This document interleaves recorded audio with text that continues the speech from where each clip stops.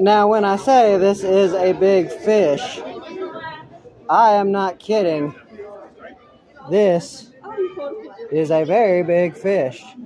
Like, he, that's probably about 8 feet long. Now imagine going out into the Amazon rainforest or Brazil or somewhere, try catching this beast.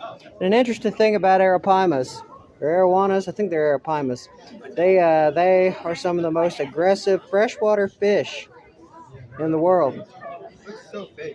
And I mean, I guess he's got a buddy.